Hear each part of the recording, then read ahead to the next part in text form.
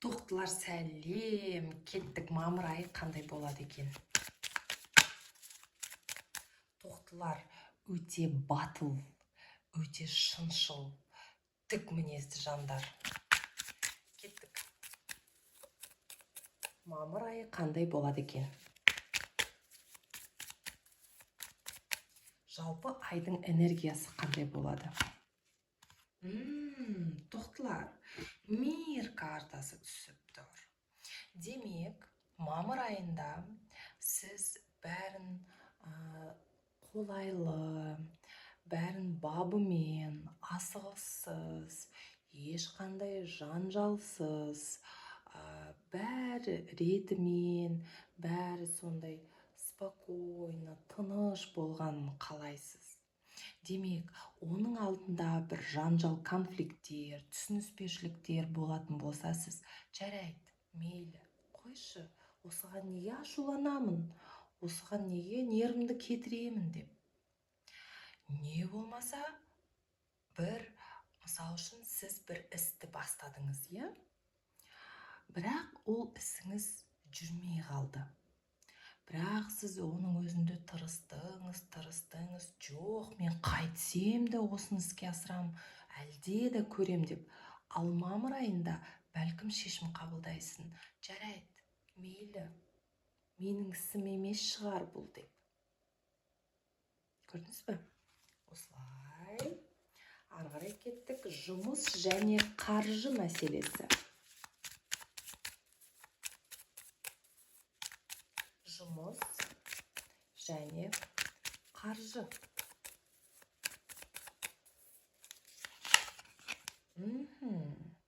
Жұмыс және қаржы мәселесі сізде бір ойлану, тоқтау, күту, шешім қабылдау. Бұл жерде нақтылық жоқ болып тұр. Демек, егер сіз финансылық тұрғыдан бір проектлеріңіз болса, онда әлдеді күтейін. Қаржы мәселесі болса, бір жерден ақша күтіп отырсаңыз, мысал үшін табыста болсаңыз, мен күтейін деген сияқты. Күтейін, көрейін әлдеде. Әлдеде көрейін, әлде бірдемесі болар деп сөйтіп ойлануда боласыз. Өте негізі ұзақ карта бұл. Күту. Ары қарай кеттік. Қарым-қатынас, махаббат.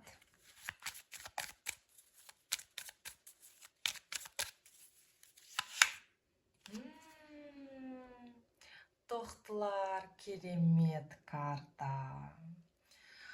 Егер де сіз отбасы болсаңыз, бұл сіздің отбасыңыз үшін кереметтей ай болады. Толыққанды түсініспеушілік, қанағат, отбасымен көп уақыт өткізу, отбасы мүшелерінің бірге жиналуы, жылулық, махаббат, бір-бірлеріңе деген мейірім. Содан кейін толыққанды көңіліңіз тоқ болады. Отбасыңызбен көп уақыт өткізгіңіз келеді. Егер де сіз бойдақ болсаңыз, немесе қарым-қатынаста болсаңыз, онда сіз отбасы болуға бір қадамдар, не болмаса бір ойлар туындайды.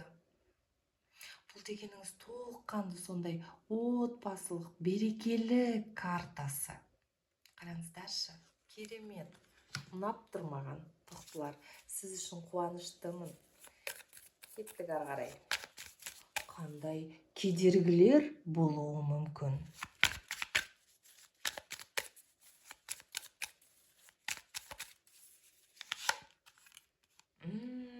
Тоқты.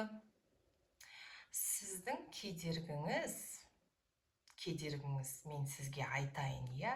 Сіздің кедергіңіз, бұл сіздің ішкі уайымыңыз. Бір болады ғой, бәрі жақсы, бірақ бір уайым, переживание сізге толыққанды өзіңізді бақытты сезінуге орын бермей тұрады. Кедергі сол болып тұр. Сіз іштей көп ойлайсыз, драманы жақсы көресіз. Өзіңізге өзіңіз бір страдания ойлап тауып аласыз да, сол себепті күнделікті өмірді сүюге деген, құштарлыққа деген бұл сізге кедергі болып тұрады. Бәлкім бұл өмірлік тәжірибе шығар, иә. Енді болады ғой, көп деген бір негативті ситуациядан кейін сен толыққанды қуана алмайсың, иә, мысалы үшін сондай болады.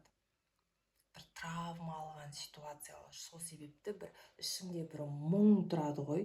Короче, өзіңізге өзіңіз бір страдания придумывать ойластырып алып, сол үшін переживать етуіңіз мүмкін. Бұл сіздің кедергіңіз болып тұр. Демек, үйтіп істеуге болмайды деген сөз. Бұл кедергі. Ары қарай кеттік. Даму бағыты. Даму үшін, алдыға ұмтылу үшін қандай әрекеттер жасау керек?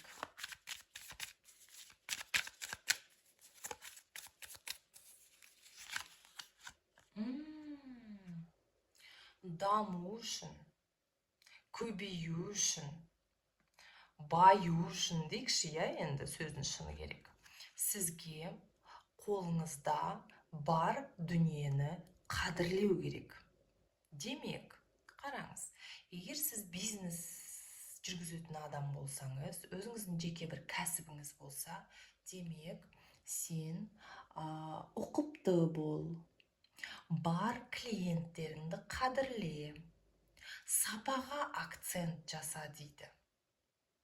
Жалпы енді финансы туралы айтатын болсақ, онда қолындағы бар дүниені қадірлеп көбейт дейді.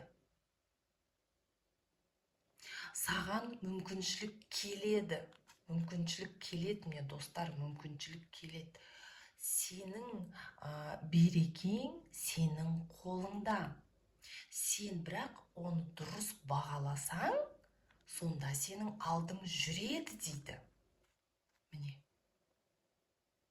Мысалға, иә, сіз жақсы табыстасыз, бірақ сіз табысыңызды дұрыс пайдаланбай, дұрыс оны қалай айтса болса жаратпай, распределять етпей, бәлкім, иә, сол себепті мүмкін анда-мында ақшаңыз шашылып кетеді. Бірақ сізге карта айтады: шашпа, шашылма, қадірле, көбейт, сонда ғана ол көбейеді дейді. Көрдіңіз бе? Ал кеттік енді жалпы кеңес картасы. Қандай карта сізге кеңес береді?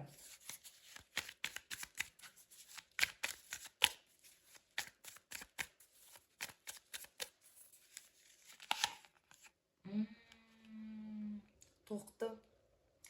Бұл бар ғой, сендердің проблемаларың негізі. Тоқтылар. Сіз бүйтіп жарқ етіп бірдемені бастап кетесізді, содан кейін іске асырылмай жатса кетіп қаласыз. Жалғып кеттім, надоел болып кетті, что-то интерес кет қалды деп бүйтіп жалғып кетіп қаласыз. Не болмаса бәрі жақсы болып тұрса, просто стало скучно деп кетіп қаласыз. Бұл сіздің, бұл карта сізге кеңес беріп тұр. Демек, үйтіп істеме дейді. Болады ғой? Жалғып кетіп қалу, қойш соны деп үйтіп істеме дейді. Ал тоқтылар, сендерге бұл тән нәрсе. Бірдемені бастайсыздар да, аяғына дейін апармай тастап кетуіңіз әбден мүмкін. Бұл тоқтылар солай. Міне. Соны жасама дейді карта сізге. Әлде де көр дейді. Сабырлықпен дейді. Бұрылып ап кетіп қалма дейді. Ұқтыңыз ба? Сонымен тоқтылар жандарым, міне сіздерге мамыр айына толыққанды расклад. Лайк басыңыз, подписация басыңыздар, комментарий жазыңыздар. Барлықтарыңызге сәттілік